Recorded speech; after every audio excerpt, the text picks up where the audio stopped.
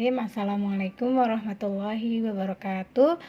Kita lanjutkan pertemuan kita dalam mata kuliah Fikih Mawaris. Semoga Allah terus memberikan pemahaman kepada kita semua, memberikan petunjukan kepada kita semua. Robbi zidna ilman warzuqna fahman birahmatika ya arhamar rahimin.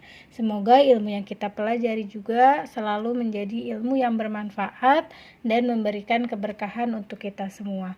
Baik, sekarang kita akan masuk ke pembahasan tentang penghalang dalam warisan atau hajb. Al-hajbu itu penghalang yang menyebabkan salah satu ahli waris tidak mendapatkan bagian warisan. Jadi kali ini kita akan berbicara tentang siapa menghalangi siapa dan siapa terhalang siapa. Baik.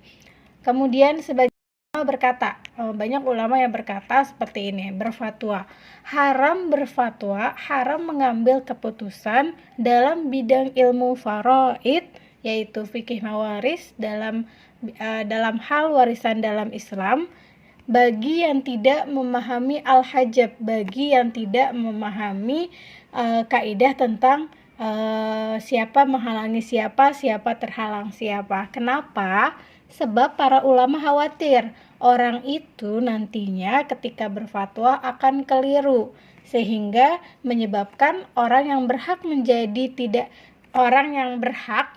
seahli waris mendapatkan warisan menjadi tidak mendapatkan bagian, atau sebaliknya orang yang tidak berhak justru mendapatkan bagian, nanti malah jadi kayak terkecoh gitu. Nah, hajab sendiri kita ahli waris yang menjadi penghalang dan ahli waris yang dihalangi atau terhalang. Baik, al-hajab itu ada dua jenis. Ada yang berdasarkan sifat, ada yang berdasarkan orang. Karena orang, ada yang karena dia melakukan suatu atau karena orang gitu yang membuat dia terhalang. Nah, kalau yang berdasarkan sifat atau karena perbuatan yang dia lakukan itu ada karena pertama al-qatl, pembunuhan. Kemudian ada yang disebabkan al-murtad, keluar dari agama Islam. Kemudian ar-rik, yaitu budak. Nah, tiga hal ini, al-qatl, al-murtad, ar-rik, itu adalah namanya mawani'ul is, yang menyebabkan seseorang itu jadi terhalang, haram, terlarang untuk mendapatkan harta warisan. Misalnya saking pengennya cepat-cepat dapat warisan, dibunuhlah kakeknya, dibunuhlah ayahnya. Ini terjadi di beberapa orang kasus, dan kalau terbukti dia membunuh, maka orang yang membunuh itu kalau dia ahli waris tidak berhak untuk mendapatkan warisan. Kemudian yang ashos itu karena ada orang, itu ada yang namanya terbagi dua lagi, an-nuqson sama al-hirman. Maksudnya kalau hajab an-nuqson itu dia terhalang mendapatkan warisan, hanya berubah porsinya, jadi berkurang, nukson itu kurang. Misalnya yang tadinya 1/2 jadi 1/4, itu nukson, berkurang. Sedangkan hirman itu artinya haram, jadi benar-benar full, dia nggak boleh dapat warisan. Jadi itu bedanya, nukson tuh jadi berkurang porsinya, kalau hirman jadi benar-benar tidak boleh mendapatkan warisan.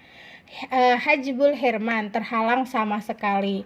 Nah, yaitu seseorang yang terhalangi bagian warisannya atau mahjub ketika bersama orang yang menghalangi bagian warisannya, atau dalam bahasa Arabnya disebut al-hajib, yang menghalangi warisan, dan dia tidak mendapatkan bagian warisan sedikit pun.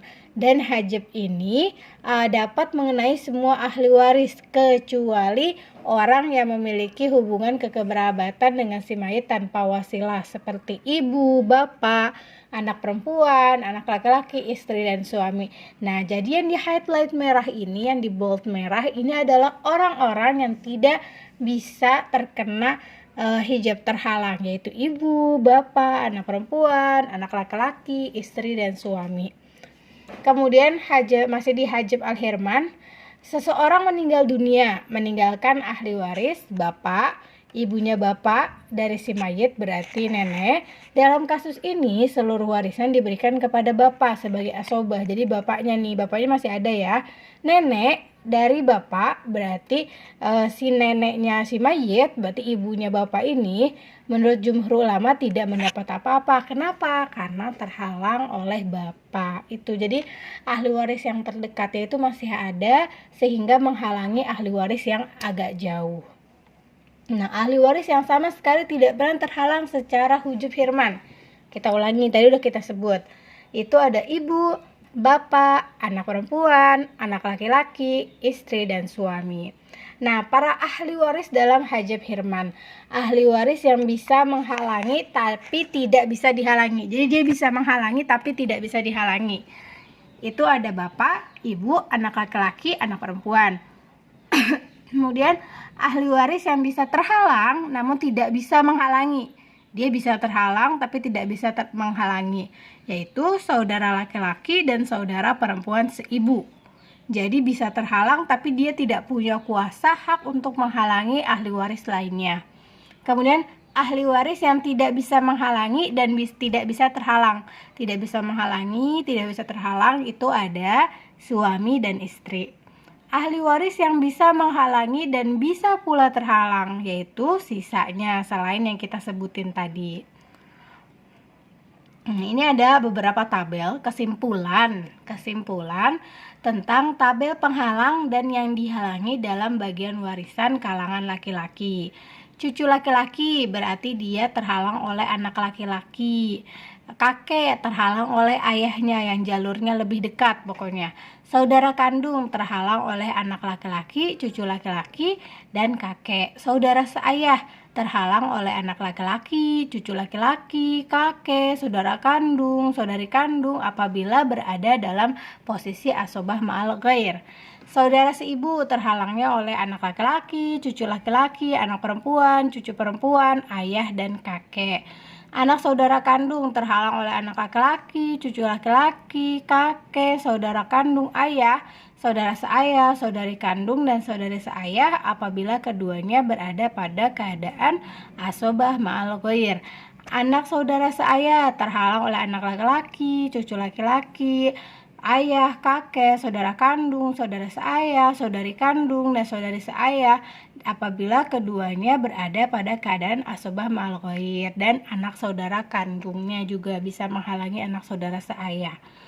Paman kandung itu terhalang oleh anak laki-laki, cucu laki-laki, ayah, kakek, saudara kandung, saudara seayah, saudari kandung, dan saudari seayah apabila keduanya berada pada keadaan asobah ma'al ghair, anak saudara kandung dan anak saudara seayah. Paman seayah terhalang oleh anak laki-laki, cucu laki-laki dari ayah, kakek, saudara kandung, saudara seayah, saudari kandung, dan saudari seayah apabila keduanya berada pada keadaan asobah ma'al ghair. Kemudian dia terhalang juga oleh anak saudara kandung, anak saudara seayah, dan paman kandung. Anak paman kandung terhalang oleh anak laki-laki, cucu laki-laki, ayah, kakek, saudara kandung, saudara seayah, saudari kandung, dan saudari seayah apabila keduanya berada pada posisi asobah ma'al ghair, anak saudara kandung, anak saudara seayah, paman kandung, dan paman seayah. Anak paman seayah, anak laki-laki, cucu, ayah, kakek, saudara kandung, saudara seayah, dan saudari kandung dan saudara seayah apabila keduanya pada keadaan asobah ma'al ghair, anak saudara kandung, anak saudara seayah, paman kandung, paman seayah, dan anak paman kandung. Kemudian al-mu'tik dihapus oleh pewaris si mayit yang termasuk asobah. Jadi ini posisinya tuh sudah berurutan. Jadi dia akan dihalangi oleh yang lebih dekat itu. Kemudian kalau perempuan nih, cucu perempuan terhalangnya oleh anak laki-laki. Dan kalau anak perempuannya ada dua. Nenek terhalang oleh ibu.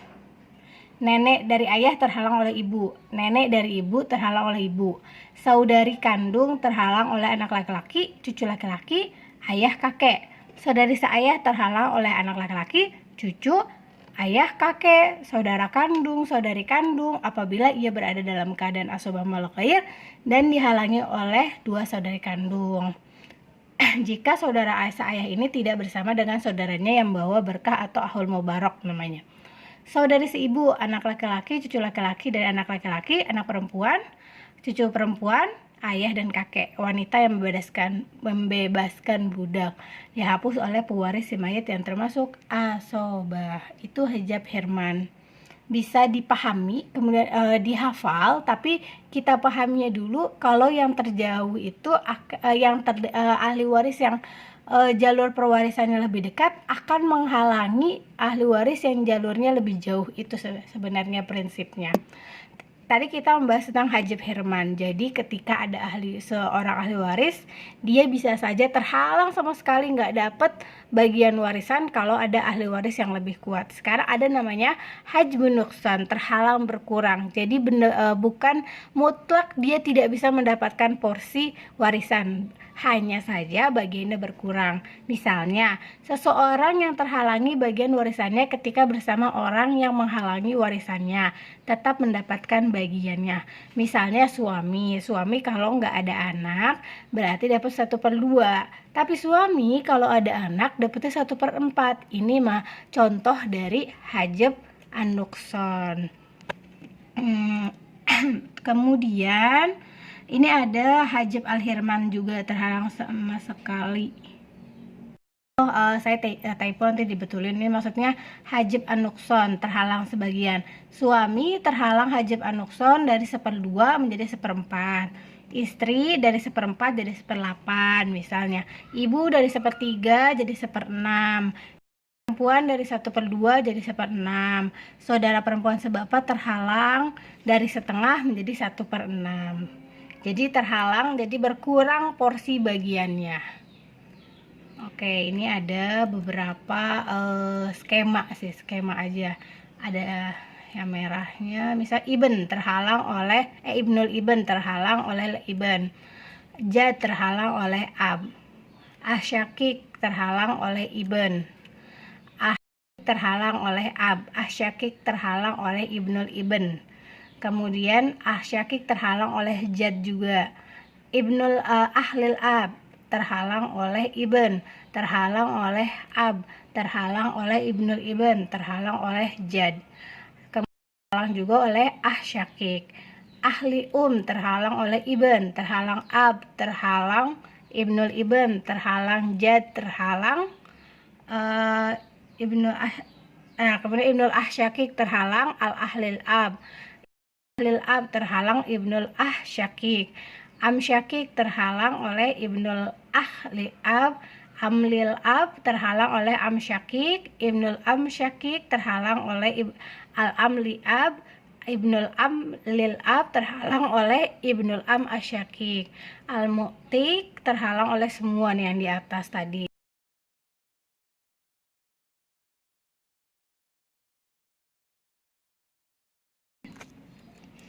Misal bintul ibn terhalang oleh ibn. Kemudian al-syakik. Kemudian al-syakik terhalang oleh al-furu yang zakar, anak laki-laki atau ayah kakek. Ahlil ab juga. Uhlil ab juga sama kayak syakik terhalang oleh anak laki-laki atau ayah kakek. Al-ukhlil umni terhalang oleh anak laki-laki, ayah kakek. Dia terhalang juga oleh al-far'u al-unsa, itu maksudnya anak perempuan. Jadi kalau anak perempuan bisa menghalangi saudara-saudari seibu, tapi dia tidak bisa menghalangi saudari kandung, tidak bisa menghalangi saudari seayah. Nah, zaujah, jaddah terhalang oleh ibunya, anaknya berarti ya. Dan yang memerdekakan budak terhalang oleh semua ahli waris yang di atas kecuali jika masih ada. Oke, ini adalah skema tentang hajab al-hirman, yang siapa bisa menghalangi siapa dan siapa bisa terhalang oleh siapa. Mungkin sampai sini pertemuan kita pada hari ini, pembahasan kita pada materi al-hajab tentang penghalang dalam hak warisan. Semoga bisa dipahami. Syukran lakum jami'an, barakallahu lana walakum.